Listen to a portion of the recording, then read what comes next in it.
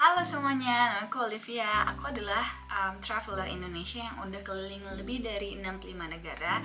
Dan aku juga travel blogger dan penulis buku Traveling Aja Dulu, jalan-jalan gratis ke 35 negara dengan gratis. Nah, di video kali ini aku mau ceritain gimana sih cara dapetin visa Schengen Belanda yang berlaku 5 tahun, multiple, jadi bisa mondar-mandir. Dan nonton terus sampai akhir video ini karena aku bakal kasih tips gimana caranya supaya bisa diterima dan nggak ditolak aplikasinya. Tonton terus!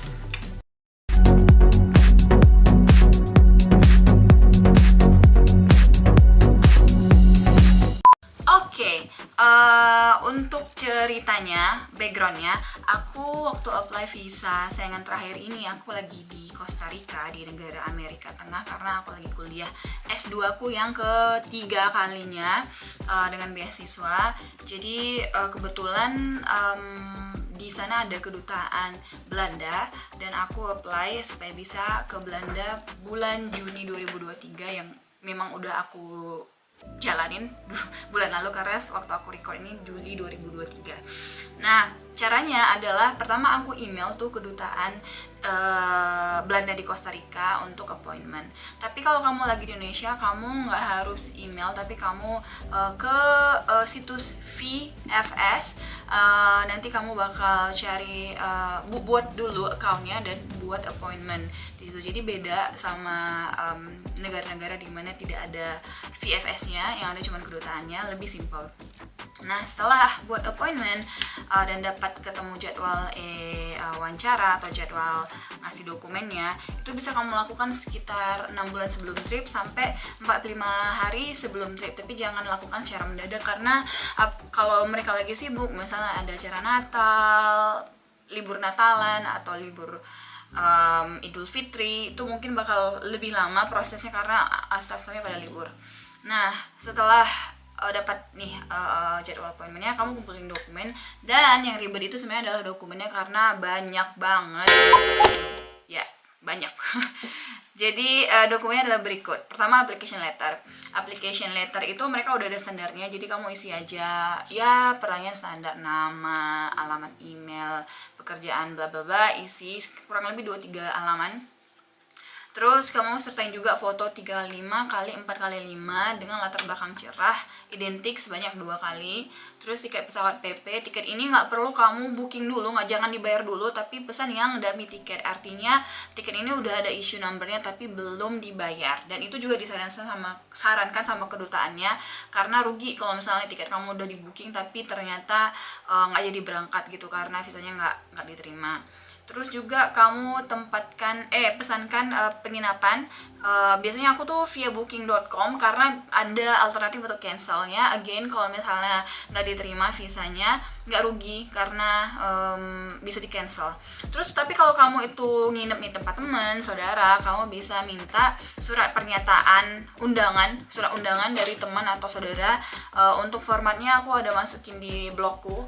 Kamu cek aja www.travelingajadulu.com di bawah ini, atau kamu bisa cek di description box di bawah. Aku kasih semua informasi termasuk cara booking via booking.com, booking dengan dummy tiket, dan link-link untuk surat undangannya.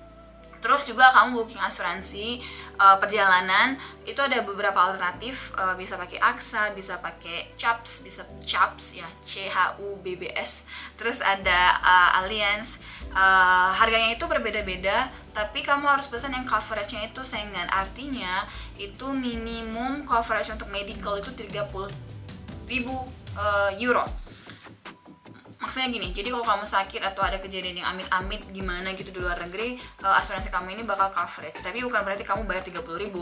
Sebenarnya asuransi itu kurang lebih 2-3 euro per hari, tapi beda-beda tergantung berapa lama kamu pesan asuransinya itu. Kalau waktu aku sering traveling, aku pesan asuransi perjalanan tahunan yang biayanya sekitar 2 jutaan, tergantung providernya. Jadi biar nggak usah bolak-balik pesan. Terus juga apalagi ya, nah surat keterangan kerja kalau kamu lagi kerja, dan surat keterangan kuliah kalau kamu lagi kuliah. Dan kamu juga sertakan surat rekening koran 3 bulan sebelumnya, Dan usahakan itu selalu kamu mengendam setidaknya 50 juta. Jadi pihak kedutaan itu tahu kalau kamu itu sebenarnya punya duit buat jalan-jalan, bukan ngemis. Beda, jadi takutnya ditolak. Terus kamu juga harus punya kepemilikan properti. Kalau kamu punya, ya nih kamu sertakan juga sertifikatnya atas nama kamu. Dan kalau kamu pernah ke Schengen sebelumnya, ke negara-negara Eropa yang masuk Schengen dan punya visa Schengen in general, kamu sertakan juga foto, bukan foto ya, printan buktinya lah, itu fotonya. Terus apa lagi ya? Ya itu. Nah, kebetulan aku tuh sebenarnya menikah sama orang Belanda. Jadi aku dikasih surat juga sama suamiku bahwa kita itu udah menikah, dan karena aku tuh kediamannya biasanya nongkrongnya kalau nggak lagi jalan-jalan itu di Bali, bukan di Belanda. Jadi dikasih keterangan bahwa kita memang settle di Bali, tapi bisakah dikasih visa yang 5 tahun biar gampang mondar-mandir.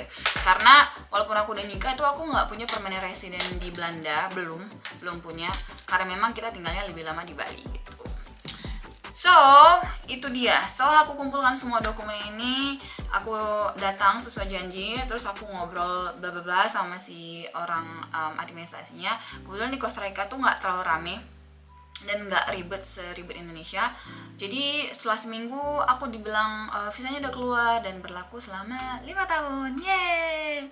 Terus bedanya kalau di Indonesia itu mungkin kamu harus via VFS dan cuma ada di Bali, Surabaya, I think di Medan nggak ada. Bali, Surabaya sama Jakarta. Jadi kalau kamu deket-deket kota tersebut, ya kamu harus datang untuk interview sekaligus kasih dokumen.